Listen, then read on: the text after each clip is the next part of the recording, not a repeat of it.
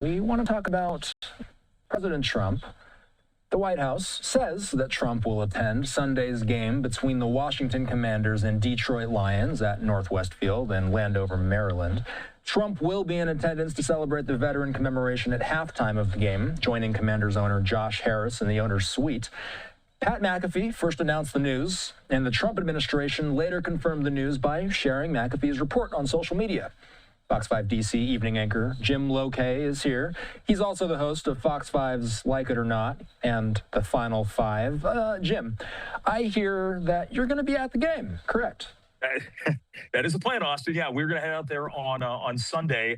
The White House invited a group of local media to join the White House, join the president in the motorcade on the way. And the reason is this is all part of the NFL Salute to Service, which is something, this is around the time you'll see all these teams do honors for members of the military, and clearly being here right outside the nation's capital over in Landover, Maryland, it's going to be a prime location for that. So we'll be there, and it's going to be fascinating because the president's relationship with this team, and I know we're going to get into the business end of things just a little bit here, but there's also this movement to build a new stadium, and the site where they were going to build this new stadium, the old RFK Stadium, was on federal land. So President Trump was involved in that process in transferring that land back to D.C. So he's had a relationship with the Commanders. So that's one of the reasons it's not a big surprise to see them to see this happening this weekend.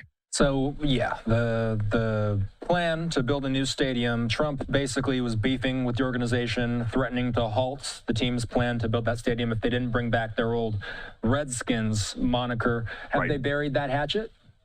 It seems so. I mean, at this point, now that the property is in the hands of D.C., there really wasn't a whole lot the president could do after the fact. So, but it was also very important for the team and the mayor of D.C., Muriel Bowser, to be in the president's good graces. So we've seen a pretty decent relationship between there.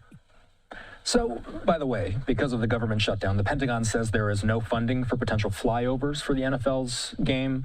What else are we going to be watching for, Jim? Do we know what he's going to do at halftime? Do we know if he's going to speak? Any clarity on that yet? No, we haven't heard much about the plans, Austin. It's been really early in the process. And in times like these, I would imagine, I've been to NFL games when President Trump, actually last year during the campaign trail, the president, who was then the former president, was at a Pittsburgh Steelers game. And it didn't seem as though they did any actual pomp and circumstance other than put him up on the scoreboard. But considering the fact that this is done in conjunction with the Salute to Service, I think you might see the president shaking hands. You might see him saying hello to people down on the field. I don't know if he's going to speak per se. I think it might be a little more showing of gratitude, showing thanks.